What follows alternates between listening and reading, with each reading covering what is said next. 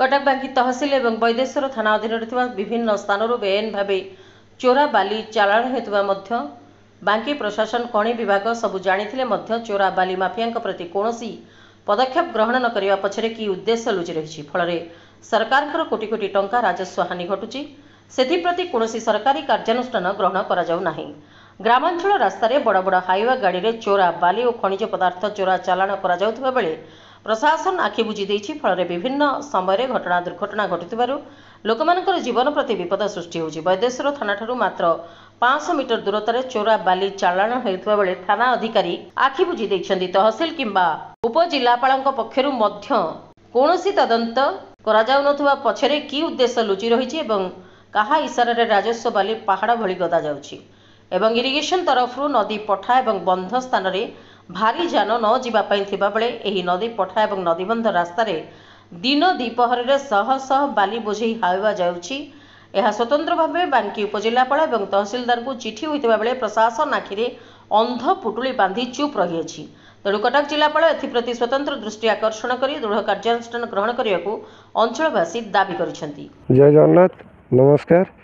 मो ना समीर कुमार गणनायक, वैदेश्वर स्थानीय बासिंदा एवं जड़े स्नेक रेस्क्यूअर भाव स्थानीय अंचल मोर परिचय एवं आउ गोटे परिचय अच्छी भारतीय जनता पार्टी साधारण संपादक भाव मंडल में रखा जाइए।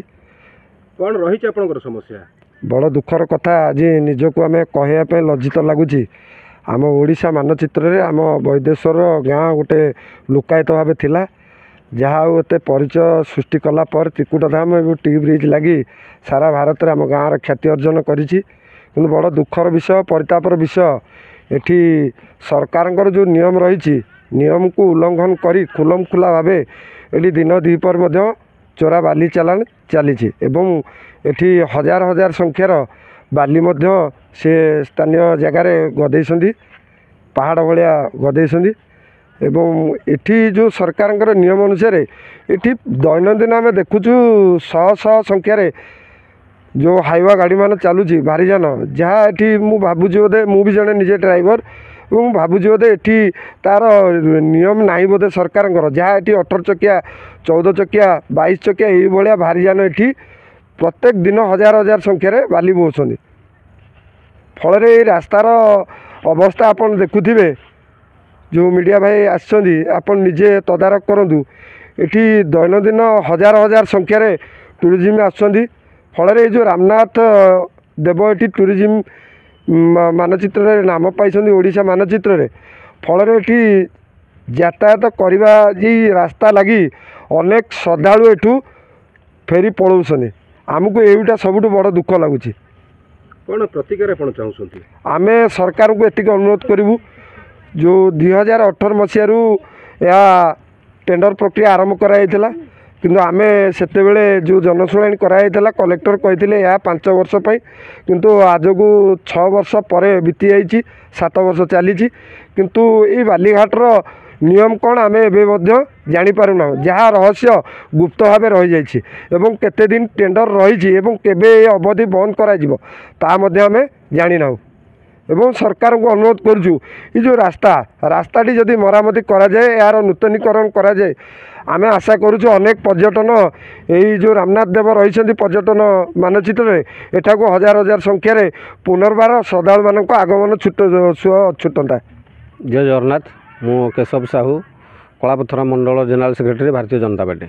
कौन कहे ये जो रास्ता आउ जो गमनागमन कौन कहे? देखु ये जो रास्ता कथा कहले बहुत दुख लगुच जोटा कि त्रिकुट धाम आम ओडिशा मानचित्र रे गोटे त्रिकुट धाम बोली गोटे माने 3टी पर्यटन स्थली रामनाथ, वैद्यनाथ एवं टी ब्रिज टी सेतु जोटा कि सारा ओडिशा कौन भारत में भी माने वर्तमान परिचय सृष्टि कलानी। सिंहनाथ देव से जगह को जो लोक मैंने आसुँच ये रास्तार अवस्था देखिकी बोधे टूरिस्ट संख्या थर कमिगले मुझे जहाँ अनुमान करुँच।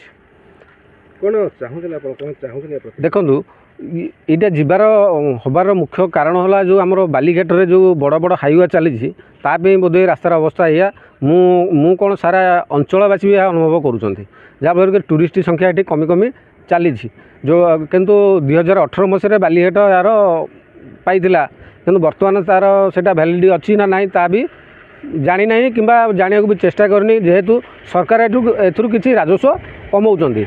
मोर अनुरोध सरकार को यह रोचे से बालीघाट कथा जहाँ हूँ कौन हो कौन ना से तदंत करके जहाँ करेंगे से कथा मोर किसी कहबार ना किंतु ये टूरिस्ट जगह केमती डेभलप हम आ रास्ता केमती संशोधन हम लोक मैंने ठीक जावास करेंगे आमर एरिया डेभलप कर से विषय में सरकार पाखे अनुरोध रखी। कटक जिला बांकी Shivprasad Sahu report, prime TV Odisha.